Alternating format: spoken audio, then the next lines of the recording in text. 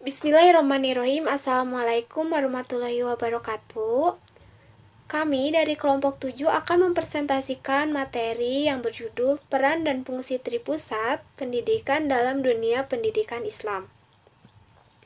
Adapun anggota dari kelompok 7 yaitu dengan saya sendiri Via Sopianti ber-MPM 1850417, kemudian ada Depi Lispikanur dengan MPM 1850448, kemudian ada Syifa Fadilah ber-MPM 1950411, kemudian ada Rafiq Amelia yang ber-MPM 1950425, kemudian ada Bulan Rosdiana yang ber-MPM 1950438, kemudian yang terakhir ada Rikyanto Ahmad yang ber-MPM 1950450. Adapun poin-poin pada materi ini yang akan dijelaskan yaitu yang pertama ada pengertian dan fungsi lingkungan pendidikan, yang kedua ada pengertian tripusat pendidikan dalam pandangan Islam, yang ketiga ada jenis-jenis tripusat pendidikan, yang keempat ada fungsi dan peran tripusat pendidikan, yang kelima ada pengaruh timbal balik antara tripusat pendidikan terhadap perkembangan peserta didik. Nah, yang pertama yaitu pengertian dan fungsi lingkungan pendidikan. Lingkungan yang diartikan sebagai kesatuan ruang dengan segala benda, daya, keadaan, dan makhluk hidup termasuk manusia dan perilakunya dengan mempengaruhi kelangsungan kehidupan dan kesejahteraan manusia dan kehidupan lainnya. Secara umum, fungsi lingkungan pendidikan adalah membantu peserta agar mencapai tujuan pendidikan yang optimal di antara lingkungan yang satu dengan lingkungan yang lainnya yang tidak mungkin berdiri sendiri, terhadap hubungan timbal balik dan saling mengetahui antar lingkungan pendidik. Materi yang selanjutnya akan dijelaskan oleh rekan saya.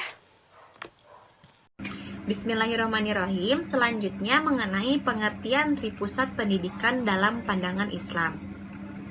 Tripusat pendidikan memiliki arti tiga tempat yang terletak di tengah guna melaksanakan proses pengubahan sikap dan tata laku seseorang atau kelompok orang dalam usaha mendewasakan manusia melalui upaya pengajaran dan pelatihan atau proses cara perbuatan mendidik. Tiga tempat yang menjadi sentra utama dalam pelaksanaan pendidikan, khususnya terhadap anak, diantaranya adalah keluarga, madrasah ataupun sekolah, dan juga masyarakat. Nah, masing-masing unsur ini memiliki peran dan fungsi yang saling melengkapi. Selanjutnya ada jenis-jenis tripusat pendidikan menurut Undang-Undang Nomor 20 Tahun 2008. Yang pertama ada pendidikan keluarga. Pendidikan yang terjadi di lingkungan keluarga berlangsung secara alamiah dan wajar sehingga pendidikan ini disebut pendidikan informal yang diperoleh dari seseorang melalui kegiatan sehari-hari dengan sadar ataupun tidak, yang mana kegiatan ini pendidikannya dilaksanakan tanpa suatu organisasi yang ketat dan tanpa adanya program waktu. Yang kedua ada pendidikan sekolah. Sekolah sebagai pusat pendidikan formal merupakan perangkat masyarakat yang diserahi kewajiban pemberian pendidikan dengan organisasi yang tersusun rapi mulai dari tujuan, penjenjangan, kurikulum, administrasi, dan pengolahannya. Sekolah sebagai lembaga pendidikan sebenarnya ada banyak ragamnya. Hal ini tergantung dari segi mana melihatnya. Yang terakhir ada pendidikan masyarakat. Pendidikan masyarakat adalah pendidikan non formal yang memberikan pendidikan secara sengaja, terencana, dan terarah kepada seluruh anggotanya yang pluralistik atau majemuk, tetapi tidak dipersyaratkan berjenjang serta dengan aturan-aturan yang lebih longgar untuk mengarahkan menjadi anggota masyarakat yang baik demi tercapainya kesejahteraan sosial para anggotanya. Fungsi dan peran tripusat pendidikan. Dari ketiga jenis tripusat pendidikan, maka dapat disimpulkan fungsi dari tripusat pendidikan tersebut adalah membantu peserta didik dalam berinteraksi dengan berbagai lingkungan sekitarnya, contoh soal fisik, sosial, dan budaya, utamanya berbagai sumber daya pendidikan yang tersedia, agar dapat dicapai tujuan pendidikan yang optimal. Fungsi dan peran dari tripusat pendidikan yaitu membangun manusia Indonesia yang seutuhnya, menyiapkan sumber daya manusia yang bermutu dan berkarakter. Selanjutnya yaitu pengaruh timbal balik antara tripusat pendidikan terhadap perkembangan peserta didik dalam lingkungan keluarga. Pertama, tempat awal anak tumbuh dan berkembang. Semua pengalaman pertama yang anak alami ada pada lingkungan keluarga. Ini adalah masa-masa awal di mana perkembangan pola pikir dan sikap seorang anak mulai terbentuk. Kedua, yaitu menanamkan pendidikan dasar dalam beragama. Orang tua tentu punya kewajiban dalam menuntun anak-anak mereka menjadi pribadi yang berakhlak. Dari sinilah awal pendidikan agama diberikan atau dikenalkan. Ketiga, menanamkan pendidikan moral dan sosial. Agar seorang anak tidak salah dalam pergaulan, maka ia harus mendapatkan pengarahan. Bagaimana ia harus bersikap dan mengatasi segala masalah dalam masyarakat. Kedua, dalam lingkungan sekolah. Pendidikan yang lebih terarah akan didapat sang anak saat di sekolah.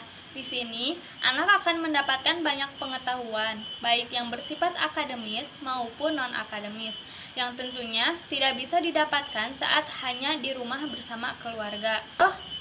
Yang diajarkan di sekolah yaitu menanamkan sikap budi pekerti yang baik dan membantu mengajarkan kebiasaan-kebiasaan yang mencerminkan pribadi seorang siswa. Kedua, membantu anak untuk melatih kecakapan dalam hal membaca, menulis, menghitung, dan menggambar. Semua hal tersebut bertujuan untuk mengembangkan pengetahuan dan kecerdasan anak. Ketiga, memperdalam pembelajaran agama, etika, dan sopan santun. Keempat, memberikan pendidikan pengembangan diri yang tidak didapatkan saat di rumah. Selanjutnya, dalam lingkungan masyarakat. Yang pertama, masyarakat sebagai penyelenggara pendidikan.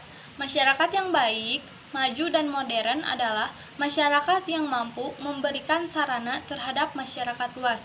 Salah satunya sarana pendidikan. Yang kedua yaitu masyarakat sebagai lembaga pendidikan.